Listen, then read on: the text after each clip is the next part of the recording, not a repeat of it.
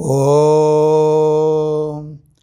सहना भवतु सहनौ भुनक्तु सह वीर्यं करवावहै तेजस्विनावधीतमस्तु मा विद्विषावहै।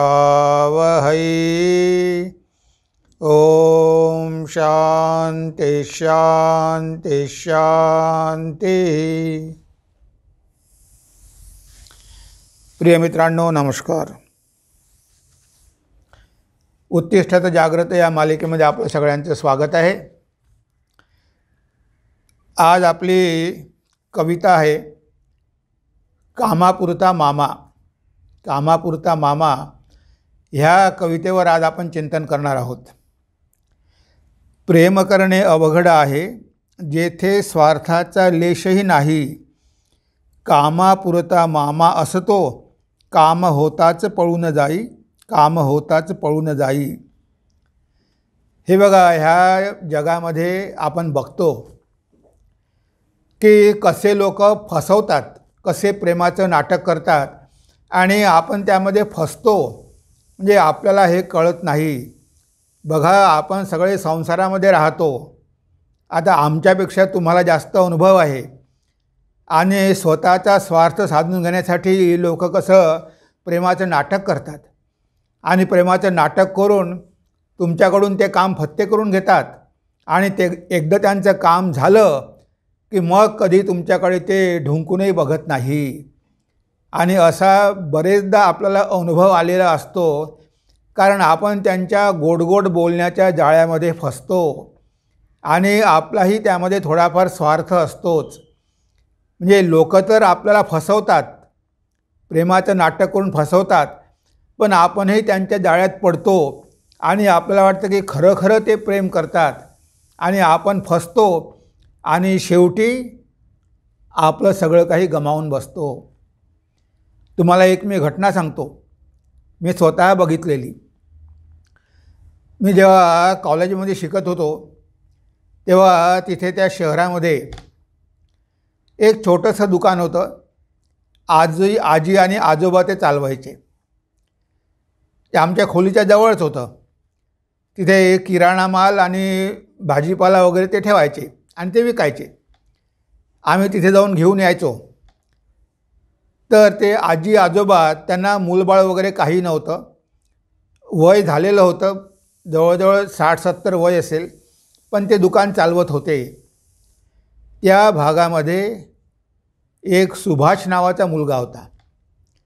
आता हा सुभाष सगळ्यांना माहिती आहे की याचा स्वभाव काही तेवढा चांगला नाही. तो ॲक्च्युली गुंडाच होता, सगळ्यांना माहिती होतं. पण तो या आजी आजोबांना आजी आजोबा म्हणायचा, नेहमी त्यांच्याकडे जायचा आणि त्यांच्याकडे पैसे ठेवायचा. आता हा तर नंबर 2चे कामं करणार, चोऱ्या करणार, काही करणार नाही, पैसे आणणार आणि हे पैसे त्यांच्याजवळ ठेवणार. आता आजी आजोबा त्या सुभाषच्या मोहात पडले. त्याला वाटलं की आपल्याला चांगला एक मुलगा मिळालेला आहे, तो आपल्याला पैशाची मदत करतो आहे आणि आपली काळजी घेत आहे. बघा, हळूहळू त्यांचे संबंध घनिष्ठ होत गेले आणि काही दिवसानंतर आजी आजोबांना दिसत नव्हतं. कधीकधी पैशाचा व्यवहार करावा लागतो, दिसत नव्हतं. तेव्हा हा सुभाष म्हणाला की तुम्ही आता म्हातारपणामध्ये एवढं काम कशाला करता, मी बघतो ना, तर मी तुम्हाला मदत करतो. आता ते आजी आजोबा काही त्याला देत नव्हते, त्याच्याकडे काही दुकान सोपवत नव्हते. शेवटी त्याने सांगितलं की बघा, तुम्ही आता म्हातारे झाले, तुम्हाला कोणी नाही, हे दुकान पुढे चालवणार कोण, तुम्ही माझ्या नावानं करून द्या, मी तुमची काळजी घेईल आणि दुकान पण सांभाळेल. आणि त्याने दुकान आपल्या नावाने करून घेतलं आणि त्यांना नेहमी पैसे देत राहायचा. पण दुकानावर काही त्याला हे बसू देत नव्हते. मग एक दिवस हा सुभाष त्यांना म्हणाला की म्हणे, मी आत्तापर्यंत तुम्हाला एवढे पैसे दिले, ते माझे पैसे मला परत करा. ते पैसे मला परत पाहिजे, नाहीतर तुम्ही जर परत करत नसेल तर मला दुकान चालवू द्या, मला दुकानाचा मालक करा, मी तुमची काळजी घेईल. आता हे म्हातारी काही केल्या राजी होईना. तेव्हा एक दिवस रात्री 10 वाजता तो आला आणि चाकूने दोघांवरही आघात केले. आता बघा, त्या रात्री 10 वाजता तो म्हातारा रस्त्यावर पडलेला आहे, त्याचा प्राण गेलेला आहे आणि पत्नीला पण इजा झालेली आहे. ती दवाखान्यामध्ये गेली, भरती झाली आणि ती कशी तरी वाचली. पण हा म्हातारा तिथे रस्त्यावरच मरण पावला. मी जेव्हा त्या रस्त्यानं जात होतो रात्री, तेव्हा पांढऱ्या कपड्यानं झाकून मला काहीतरी दिसलं. तेव्हा मी चौकशी केली, काय झालं, तर म्हणे खून झाला.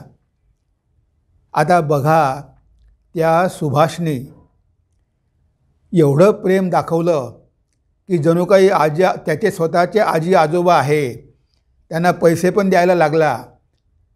पण ह्या म्हाताऱ्या जोडप्यांना कळलं नाही का एवढा आपल्याला आजी आजी आजोबा आजोबा म्हणतो, पण हे सगळं नाटक आहे, तो आपल्याला फसवणार आहे, हे यांना कळलंच नाही.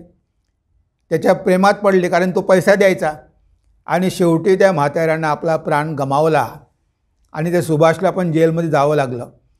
म्हणजे बघा, ह्या जगामध्ये कशा प्रकारचे लोक असतात. आता आपण जर बघितलं नाही आणि अशा लोकांशी आपण व्यवहार ठेवला, कधीकधी लोभामुळे आपण त्यांच्या प्रेमात पडतो. आपल्याला वाटतं की काहीतरी त्यांच्याकडून मिळेल आणि मग आपली मात्र फसगत होते. आता बघा, त्या आजी आजोबांना हा खूप प्रेम दाखवायचा, त्यांना मधून पैसे पण द्यायचा, तो पैसे ठेवायला द्यायचा. यांना वाटलं की आपल्यालाच दिले दुकान चालवायला. पण एक दिवस तेव्हा ज्यांनी पैसे परत मागितले, तेव्हा हे लोक देऊ शकले नाही आणि बघा काय झालं, प्राण गमावावा लागला. म्हणजे आपण जगामध्ये राहतो, किती सावध राहिलं पाहिजे. आपल्याला कळलं पाहिजे की कोण व्यक्ती कसा आहे, त्याचं इंटेन्शन काय आहे. तो तुम्हाला खूप प्रेम दाखवेल, तुमच्यावर खूप प्रेम करेल, तुमच्या मुलापेक्षाही जास्त प्रेम करेल, पण त्याचा हेतू बघा. तुमच्याकडून त्याला काहीतरी काढायचं आहे म्हणून ते एवढं प्रेम करतो. आपण तो विचार कधी करत नाही आणि कधीकधी त्या खोट्या नाटकाच्या प्रेमात पडतो आणि स्वतःची फसवणूक करून घेतो. म्हणून प्रेम करणे अवघड आहे, जेथे स्वार्थाचा लेशही नाही. कामापुरता मामा असतो, काम होताच पळून जाई.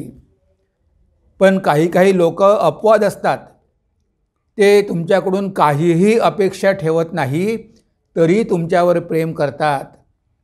ते साधारण लोक करू शकत नाही. संत, महात्मे, महापुरुष, अवतार यांचं प्रेम निस्वार्थ असतं. त्यांना आपल्याकडून काहीही हवं नसतं. आपण एक चांगलं मनुष्य व्हावं हाच त्यांचा उद्देश असतो. असे पण लोक असतात, ते कधी फसवणूक करत नाही, त्यांच्या प्रेमामध्ये कुठे स्वार्थ नसतो, तर ते निस्वार्थपणे प्रेम करतात. असे लोक फार कमी आढळतात. संसारामध्ये अशा लोकांची संख्या फार कमी असते.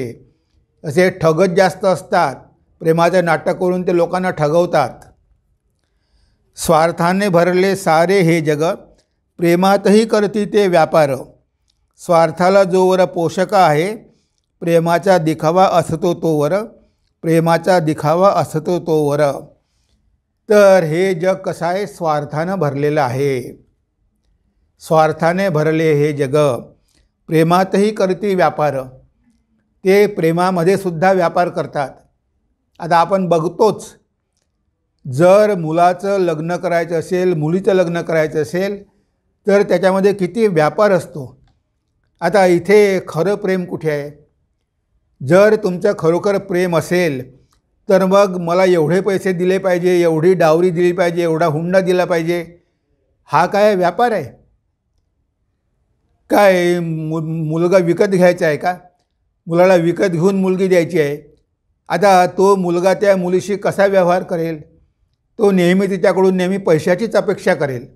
तो खरोखर प्रेम करेल का? त्याला पाहिजे होते पैसे, त्याला फ्लॅट पाहिजे, त्याला गाडी पाहिजे, मुलगी दुय्यम स्वरूपाची, पहिले मला इतके पैसे द्या, माझी किंमत एवढी आहे. म्हणजे आता हे सगळ्या क्षेत्रामध्ये असंच झालेलं आहे. सगळ्यांची नजर तुमच्या पैशावर असते. जर मुलगी एकटी असेल, आईवडिलांची संपत्ती असेल, तर अशा मुलीशी लग्न करायला तयार होतात. म्हणजे मुलीला चांगली नोकरी असेल, म्हणजे अशा प्रकारे आज स्वार्थानं सगळं जग भरलेलं आहे. ते प्रेमापेक्षा पहिले स्वार्थच बघतात. त्यांना व्यक्तीची काही तेवढी कदर नसते, त्यांना कदर असते पैशाची. आता बघा, हे असं जग झालेलं आहे. स्वतःचा मुलगा आपल्या आईवडिलाची काळजी घेत नाही, कारण तर आईवडील तर काही कमावत नाही आणि त्यांची काही प्रॉपर्टी नाही. मग आता त्यांच्यावर प्रेम करून उपयोग काय आहे? असे पण लोक असतात की स्वतःच्या आईवडिलांकडे दुर्लक्ष करतात. आता आईवडिलांजवळ जर पैसा असेल, संपत्ती असेल, तर त्यांची खूप काळजी घेतील. पण एकदा की आईवडिलांनी सगळं मुलांच्या नावाने करून दिलं की मग मात्र त्यांच्या हालअपेष्टाला सुरुवात होते. असं आपण बहुतेक बघतो. ते आग्रह करतात की तुम्ही सगळं आमच्या नावानं करून द्या, आमच्या नावानं करून द्या. सरळ म्हटलं पाहिजे की आम्ही मेल्यानंतर तुम्हाला सगळं मिळेल, जिवंत असेपर्यंत देणार नाही. ते लोक खूप आग्रह करतील. असं जग आहे. आजच्या जगामध्ये लोकांची मानसिकता पूर्णपणे बदललेली आहे. ते नाती गोती काहीही पाळत नाही. कसा पैसा मिळेल, कसं लुबाडता येईल, म्हणजे पैसा हाच भगवंत झालेला आहे लोकांना. त्यांना काय पैसा पाहिजे, सोनं नाणं, घर, फ्लॅट हे सगळं पाहिजे. हे सगळं कशामुळे? कारण आतमध्ये समाधान नाही, आतमध्ये आध्यात्मिकता नाही, आतमध्ये शांती नाही. त्यांना वाटते की पैसे खूप कमावले तर आपल्याला खूप सुख मिळेल जीवनामध्ये. तुम्हाला पैसा जीवनामध्ये कधीही सुख देऊ शकत नाही. तुम्ही खरोखर प्रेम करता का? आणि प्रेमामध्ये देवाणघेवाण नको. प्रेमासाठी प्रेम. जर तुम्हाला प्रेम वाटत असेल तर त्या प्रेमासाठी तुम्ही तुमचा प्राण पण द्यायला तयार व्हाल. आपले सैन्य बघा, भारत मातेच्या रक्षणासाठी ते एकदम बॉर्डरवर जाऊन थंडीमध्ये राहतात आणि स्वतःचा प्राण द्यायला पण मागे पुढे पाहत नाही. म्हणजे तुमचं देशावर प्रेम आहे का?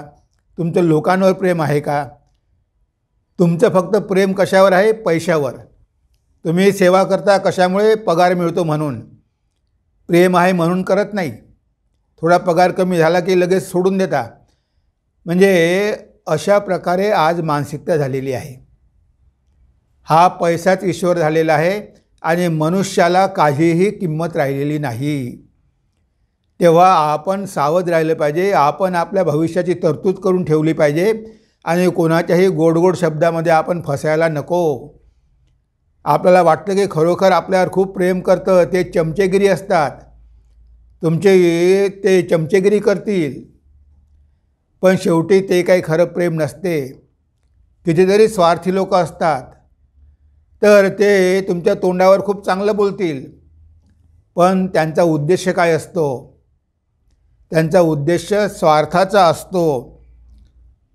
जोवर स्वार्थ साधत नाही तोवर खुशामत करणार, एकदा काम फत्ते होता ढुंकूनही नाही बघणार. जोवर त्यांचा स्वार्थ साधत नाही तोपर्यंत तुमची ते खूप खुशामत करणार आणि एकदा त्यांचं काम झालं की मग तुमच्याकडे ढुंकूनही बघणार नाही. असे कितीतरी उदाहरणं आपल्याला सांगता येईल. कितीतरी उदाहरणं आहेत. तर असे लोक खूप तुमच्याकडे येतील, दाखवतील प्रेम, तुमची खूप खुशामत करतील, पण हे खुशामतखोर, लक्षात ठेवा त्यांचा उद्देश काय असतो. राजकारण्यांच्या मागे खूप असतात खुशामतखोर आणि खूप त्यांची स्तुती करतात, पण त्यांना काहीतरी पोझिशन पाहिजे असते, कुठेतरी पद पाहिजे असते, कुठेतरी अध्यक्ष व्हायचं असतं, कुठेतरी सभापती व्हायचं असतं. जे ते नुसते काही त्यांच्या मागे फिरत नाही, तर आपला मतलब साधून घेण्यासाठी ते खुशामत करत असतात. एखादा मंत्री असेल, एखादा MLA असेल, एखादा MP असेल, त्याच्यामागे बघा किती गर्दी राहते. आता हे सगळे असतात खुशामतखोर. याला वाटते की माझे एवढे फॉलोवर आहे, पण त्यांचा काहीतरी स्वार्थ आहे. त्यांचा स्वार्थ पूर्ण झाला नाही तर ते तुम्हाला कधी पण सोडू शकतील, तुमची पार्टी पण सोडू शकेल, काही करू शकतात.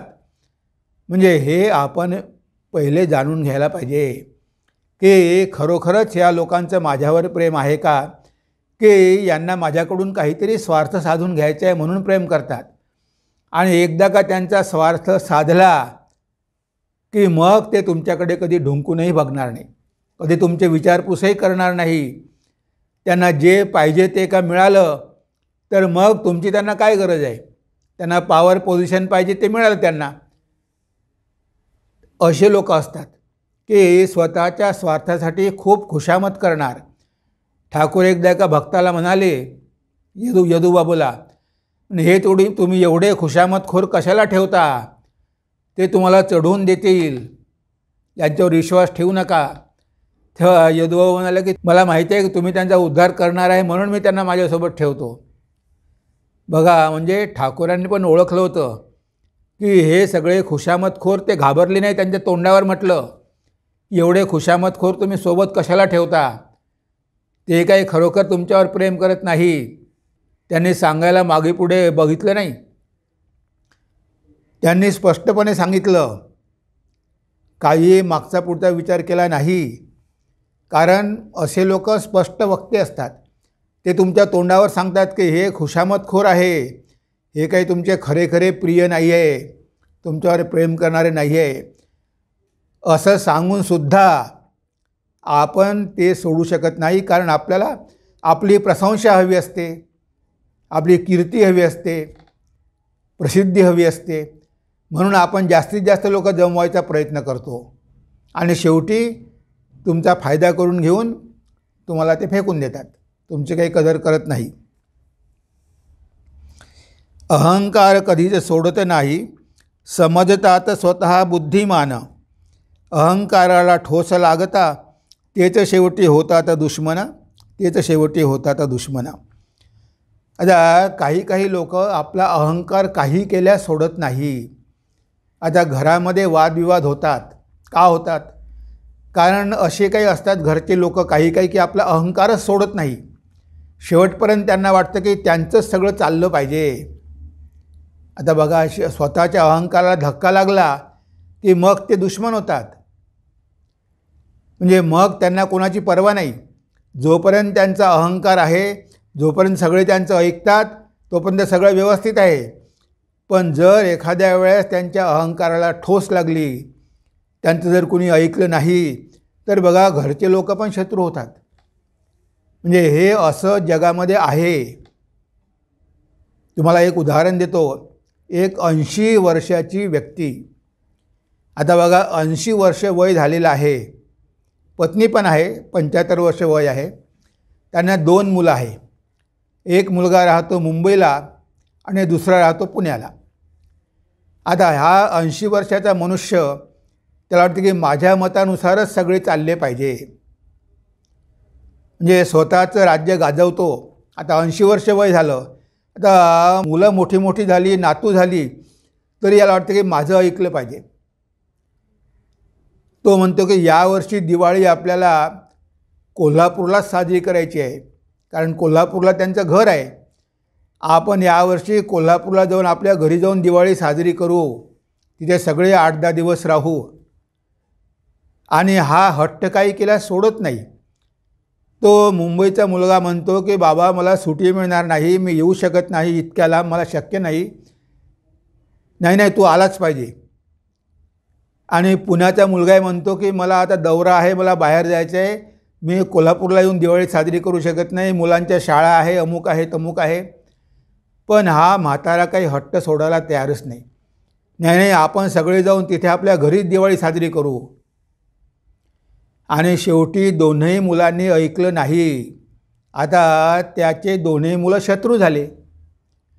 तो स्वतः आपल्या बायकोला घेऊन गेला कोल्हापूरला, म्हणे तुम्ही माझं ऐकत नाही, माझ्या आज्ञेचं पालन करत नाही, आता माझ्याशी काही तुमचा संबंध नाही, मी जाऊन राहतो माझ्या गावाला. आता 80 वर्षाचा म्हातारा बायकोला घेऊन तिथे जाऊन बसला. कशामुळे?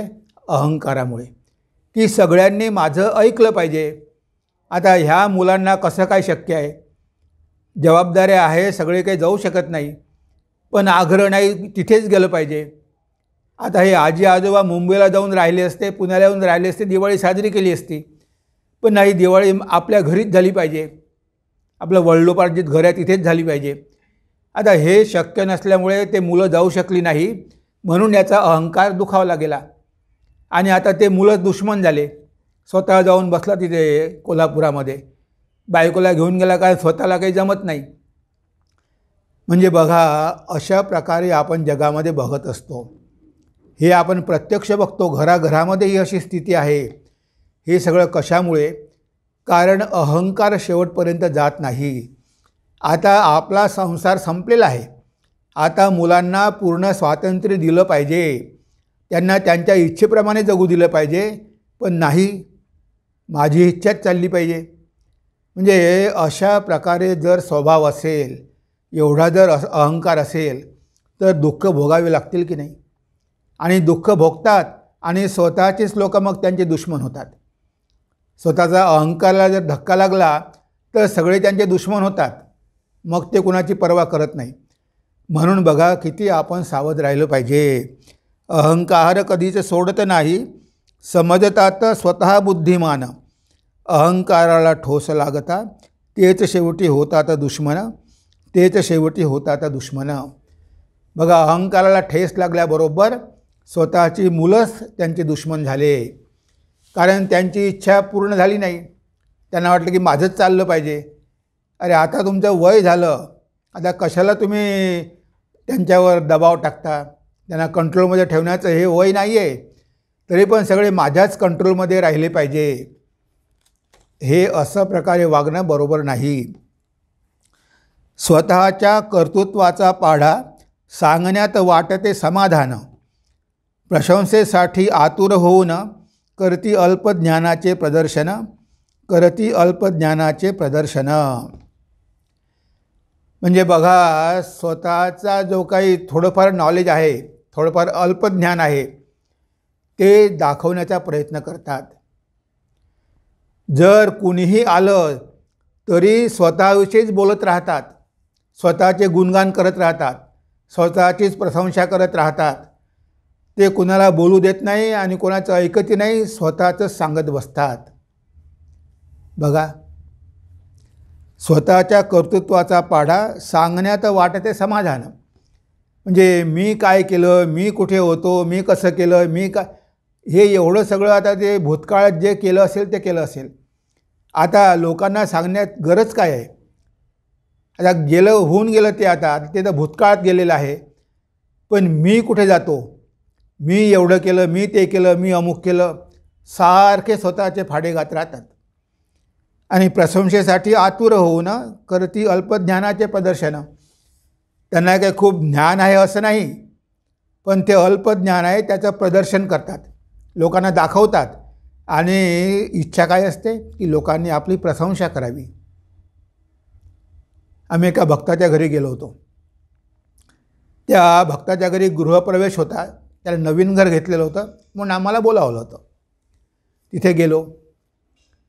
आता त्या व्यक्तीचे वडील, वय असेल 60-65, त्या तुकारामाचे अभंग वगैरे त्यांनी काही थोडेफार पाठ केलेले होते, थोडेफार भजनं म्हणायचे. आता आम्ही गेल्यानंतर, आम्ही 3-4 साधू गेलो, आम्ही गेल्यानंतर त्या व्यक्तीनं स्वतःच सांगायला सुरुवात केली. अर्धा घंटा बसलो तर माझं हे भजन पाठ आहे, 1-2 भजनं म्हणून दाखवली.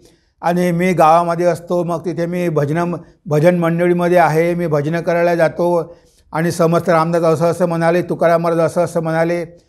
अर्धा तास कंटिन्युअस स्वतःबद्दलच सांगत आहे.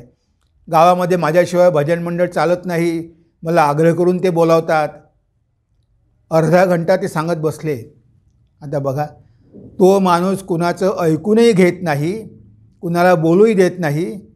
आणि ते त्यांनी ज्या कार्यक्रमासाठी बोलावलं त्या लोकांशी बोलायचं, त्यांची चौकशी करायची, पण हा माणूस तिथे सोडतच नाही.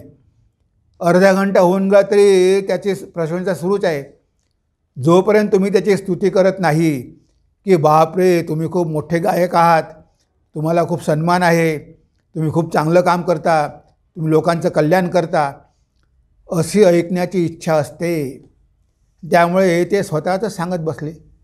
अर्धा घंटा पाऊण घंटा होऊन गेला आणि मग कार्यक्रम वगैरे झाला आणि शेवटी त्याचा मुलगा म्हणतो की माझ्या वडिलांना ही सवय आहे. तर त्यानं डॉक्टरकडे घेऊन गेलो तर डॉक्टर म्हणाले की यांचं डोकं बिघडलेलं आहे, यांना औषध द्यावं लागेल. हे सतत बडबड करत राहतात, दिवसभर बडबड करत राहतात आणि स्वतःच्याच गोष्टी सांगत राहतात, भूतकाळाच्याच महिमा गात राहतात. तर यांना सायकॉलॉजिकल प्रॉब्लेम आहे, यांना ट्रीटमेंट दिली पाहिजे. म्हणून आता त्यांच्यावर उपचार सुरू आहे. आता ते जास्तीत जास्त झोपून राहतात, त्यांना आम्ही जास्त बोलू देत नाही. कारण बघा, रात्रंदिवस जे चिंतन केलं, तर भगवंताचं चिंतन तर गेलं. तुकारामाने अभंग लिहिले होते, त्याचा अर्थ जीवनामध्ये उतरवायचा ते तर गेलं, पण ते अभंग मला गाता येते याचाच अहंकार, त्याच्याबद्दलच प्रशंसा पाहिजे. म्हणजे कसा मनुष्याचा स्वभाव विचित्र असतो बघा.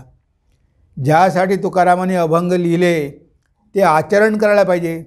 तर तुम्हाला चांगले गाता येते पण त्याचा दिखावा कशाला करा? तुम्ही काही मोठे गायक नाही आहे, तुम्ही काही भीमसेन जोशी नाही आहे.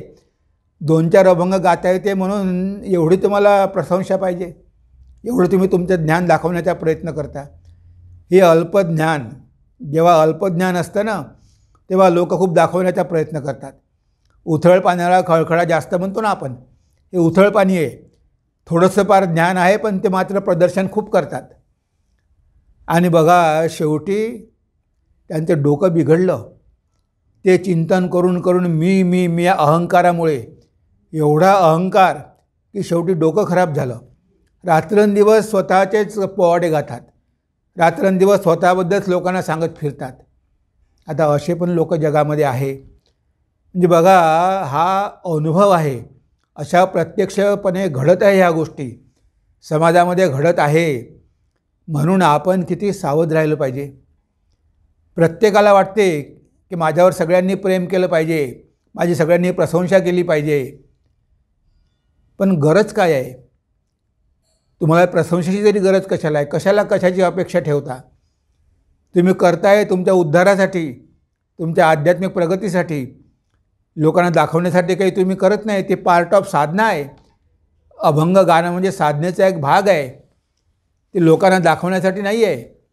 पण हेच कधीकधी मनुष्याला कळत नाही. असेच कर्म आवडी तयांना, ज्यामुळे वाढतो सन्मान, सामान्य कामे करण्यामध्ये त्यांना वाटतो तो अपमान. म्हणजे असे जे लोक असतात ना, त्यांच्या आवडीचं काम करण्यामध्येच त्यांना आनंद वाटतो. त्यांना दुसरं जर कोणतं काम दिलं तर त्यांना कमीपणा वाटतो. म्हणजे हे सगळं कशामुळे होतं? अहंकारामुळे. आता काही भक्त येतात, ते म्हणतात की आमचं ठाकूरांवर खूप प्रेम आहे, आमचं मठावर खूप प्रेम आहे, आता मी रिटायर झालेलो आहे, मला मठामध्ये सेवा द्यायची आहे, मी काहीतरी करू शकतो. आता ते दाखवतात की ते भक्त आहे, मठावर प्रेम आहे, त्यांची सेवा करण्याची इच्छा आहे, हे सगळं ते दाखवतात. त्यांना आपण म्हटलं की मग या तुम्ही मठामध्ये. ते मठामध्ये येतात आणि त्यांना म्हटलं की तुम्ही आता बुक स्टॉलमध्ये सेवा द्या. ते जे ग्राहक वगैरे येतात त्या ग्राहकांना पुस्तकं दाखवा, त्यांना सांगा त्या पुस्तकामध्ये काय आहे, त्यांना पटवून द्या, हे असं काम हे करा. पण त्यांना वाटतं की हे काम करायचं, आपण काही या कामासाठी आलो आहे, आपली पोझिशन किती मोठी, आपण कुठे मॅनेजर होतो, आपण फायनान्स ॲडवायझर होतो आणि आपल्याला हे असं काम दिलेलं आहे. ते लगेच म्हणतात की महाराज हे काम काही मला जमणार नाही. मग तुम्हाला कोणतं काम जमेल? नाही, मला एक ऑफिस द्या, एक टेबल द्या, खुर्ची द्या, फोन द्या, एक गाडी द्या, एक असिस्टंट द्या. मी लोकांना फक्त उपदेश देईल, मी समुपदेशक होईल, त्यांच्या क्षेत्रामधलं त्यांना मी मार्गदर्शन करेल. कारण ह्या माणसानं आयुष्यभर तेच केलेलं आहे, लोकांना फायनान्सचं मार्गदर्शनच केलेलं आहे, तेच काम त्याला इथे पण करायचं आहे. म्हणजे मी मठामध्ये लोकांना मार्गदर्शन करेल, पैसे कसे गुंतवायचे, कुठे प्रॉफिट मिळणार. आता हे काम त्याच्या आवडीचं आहे, पण आम्हाला त्याच्या कामाचा काय उपयोग आहे. तर हा तर म्हणतो की माझं ठाकुरांवर प्रेम आहे, मठावर प्रेम आहे, मला सेवा करायची आहे. पण सेवा त्याच्या आवडीप्रमाणे, त्याला मठाच्या कामाप्रमाणे सेवा करायची नाही. त्याला जे आवडते ते काम त्याला इथे येऊन करायचं आहे. ते संस्कार काही गेलेले नाही. म्हणजे बघा, अशी ह्या जगाची रीत आहे. त्यांचा अहंकार एवढा असतो की ते छोटं मोठं काम करायला तयारच नाही. त्यांना एकदम खुर्ची आणि टेबलच पाहिजे, फोन पाहिजे, सगळं पाहिजे.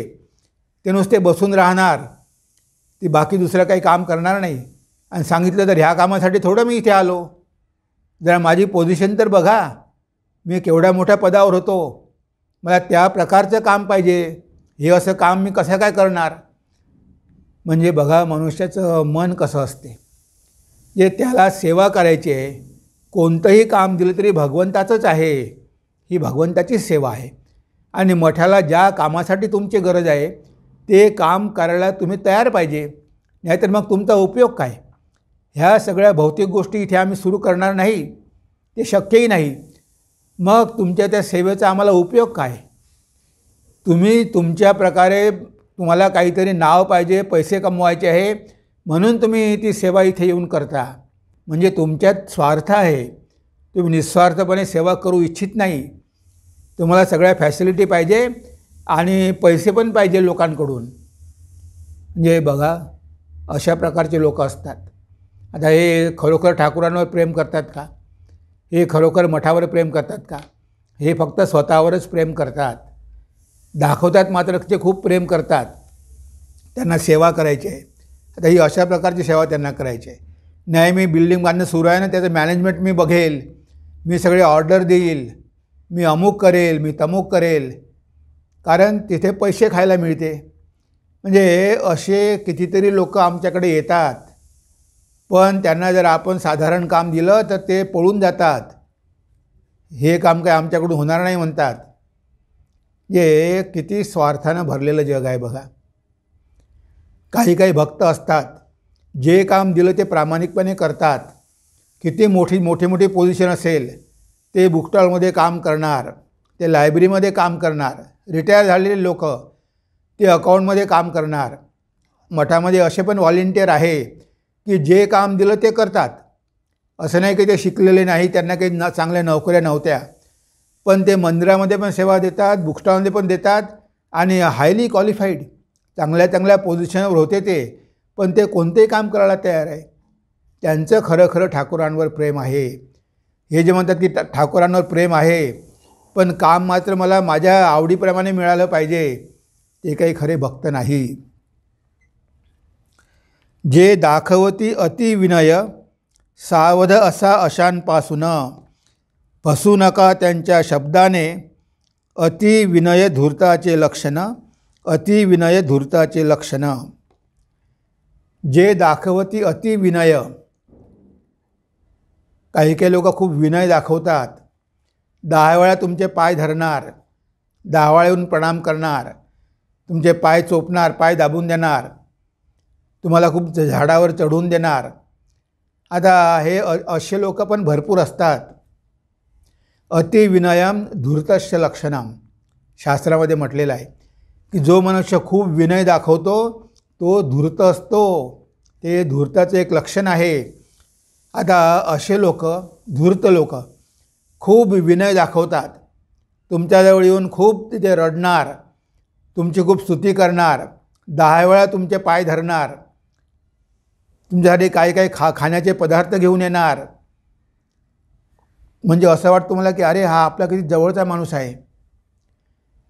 आता समजा अशी व्यक्ती तुमच्याकडे येत असेल, 10 वेळा पाय धरते, तुमची सेवा करते, घरच्यांसाठी काहीतरी खायचं घेऊन येते, सगळं काही करते, पण एक दिवस समजा ती रडायला लागली. अरे तू का रडतो, तुला काय झालं. नाही ते आता काय सांगू, मुलीचं लग्न आहे, मुलीच्या लग्नाला 5 लाख रुपये पाहिजे, पण माझ्याकडे तर पैसे नाही. आता बँकेमध्ये मी गेलो होतो, पण बँक म्हणते की काहीतरी तुम्ही गहाण ठेवा. आता माझी पत्नी काय तिचे अलंकार द्यायला तयार नाही, तिथे गहाण ठेवावं लागतं सोनं, तर ती काही सोनं गहाण ठेवायला तयार नाही. आणि बँकेचा दर पण खूप आहे, 15% व्याज द्यावं लागेल, तेवढं तर देऊ शकत नाही. आता मला 5 लाखाची गरज आहे. जर कोणी मला 5 लाख दिले बिनव्याजी तर मी नक्की परत करणार. अशी एखादी व्यक्ती जर मला मिळवून द्या तुम्ही. मग हा व्यक्ती म्हणतो की अरे एवढं आपल्यावर प्रेम करते, एवढं घरच्या लोकांवर प्रेम करते आणि एवढं खाया प्यायला घेऊन येतो, आता त्याच्या मुलीचं लग्न आहे तर आपण मदत केली पाहिजे. मग आपण म्हणतो की ठीक आहे, मी देतो 5 लाख रुपये, मी व्याज घेणार नाही, पण 2 वर्षामध्ये तो परत कर. तो म्हणते 2 वर्षात का, मी 1 वर्षामध्येच परत करतो. मी काही असा माणूस नाही आहे फसवणारा. तो तुमच्याकडून 5 लाख रुपये घेऊन जातो. अतिविनय आणि त्याचा अतिविनय आणि त्याची प्रशंसा, त्याचं प्रेम आणि त्याचं रडणं आणि तुमचं हृदय द्रवते. खरोखरच या माणसाला किती गरज आहे, किती हा अडचणीमध्ये आहे, याला मदत केलीच पाहिजे. आता तो तुमच्याकडून 5 लाख रुपये घेऊन जातो आणि मग मात्र कधीही तुम्हाला तोंड दाखवत नाही. फोन केला तर घरी नाही, फोन उचलत नाही. आणि मग तो म्हणतो की पैसे कसले, कुठे लिहून आहे, ते माझेच पैसे होते, मी त्यांच्याकडे ठेवले होते, त्यांनी माझे पैसे मला परत केले, ते लोन वगैरे कुठे आहे. म्हणजे बघा, खोटं बोलायला पण मागे पुढे पाहत नाही. म्हणजे त्याच्या अतिविनयामुळे, त्याच्या रडण्यामुळे तुम्ही त्याच्या जाळ्यात अडकले. त्याला 5 लाख रुपये काढायचे होते, तर त्याला खरोखर होतं मुलीचं लग्न की नाही माहीत नाही, पण त्यानं 5 लाख रुपये तुमच्याकडून काढले आणि शेवटी तुम्हाला सोडून दिलं. तुमचं तोंडही आता बघत नाही. म्हणजे बघा, अतिविनयम धूर्तस्य लक्षणम. जी मनुष्य खूप विनय दाखवते तिच्यापासून आपण सावध राहिलं पाहिजे. अरे ही एवढा विनय दाखवते, एवढी काकोळती करते, म्हणजे काहीतरी याच्यामागे रहस्य असलं पाहिजे. तुम्ही जाणून घेतल्याशिवाय कोणताही व्यवहार करू नका, नाहीतर फसवल्या जाणार. हे जग असंच आहे, हे जग फसवं आहे. या जगामध्ये आपल्याला अनेक प्रकारच्या लोकांशी व्यवहार करावे लागतात. त्यामुळे आपण कधीही फसू नये, लोकांच्या जाळ्यामध्ये अडकू नये, वाहावत जाऊ नये. कुणी प्रेमाचा किती दिखावा केला तरी आपण विश्वास ठेवू नये आणि उगीचच वाहत जाऊ नये. स्वतःचा मुलगासुद्धा बापाची पर्वा करत नाही, तर या जगात तुमची कोण पर्वा करणार. तेव्हा फारच थोडे लोक असतात की जे खरोखर निस्वार्थपणे प्रेम करू शकतात. बाकीचे सगळे काहीतरी स्वार्थ घेऊनच तुमच्याकडे येत असतात. आणि तुम्हाला जर त्याचा मतलब कळला नाही, त्याचं इंटेन्शन कळलं नाही, त्याचा हेतू कळला नाही, तर तुम्ही त्यांच्या जाळ्यात पडू शकता आणि सगळं गमावून बसू शकता. मग पश्चाताप केल्याशिवाय काहीही उरणार नाही. म्हणून आपण खूप सावध राहिलं पाहिजे. कामापुरता मामा ही जी म्हण आहे ते किती बरोबर आहे. तेव्हा ही कविता आपण एकदा वाचून घेऊया आणि आपल्या चिंतनाला आपण विराम देऊया. प्रेम करणे अवघड आहे, जेथे स्वार्थाचा लेशही नाही. कामापुरता मामा असतो, काम होताच पळून जाई, काम होताच पळून जाई. स्वार्थाने भरले सारे हे जग, प्रेमातही करती ते व्यापार. स्वार्थाला जोवर पोषक आहे, प्रेमाचा दिखावा असतो तोवर, प्रेमाचा दिखावा असतो तोवर. जोवर स्वार्थ साधत नाही तोवर खुशामत करणार. एकदा काम फत्ते होता, ढुंकूनही नाही बघणार, ढुंकूनही नाही बघणार. अहंकार कधीच सोडत नाही, समजतात स्वतःला बुद्धिमान. अहंकाराला ठोस लागता, तेच शेवटी होतात दुश्मन. स्वतःच्या कर्तृत्वाचा पाढा सांगण्यात वाटते समाधान. प्रशंसेसाठी आतुर होऊन करती अल्पज्ञानाचे प्रदर्शन. असेच कर्म आवडी तयांना, ज्यामुळे वाढतो सन्मान. सामान्य कामे करण्यामध्ये त्यांना वाटतो तो अपमान.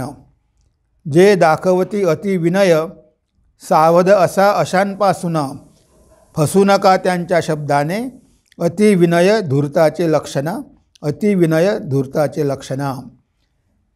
तर आपण कामापुरता मामा ही जी म्हण आहे त्याचा अर्थ बघण्याचा प्रयत्न केला. तेव्हा आज आपण आपल्या चिंतनाला इथेच विराम देऊया. नमस्कार, धन्यवाद. ओम.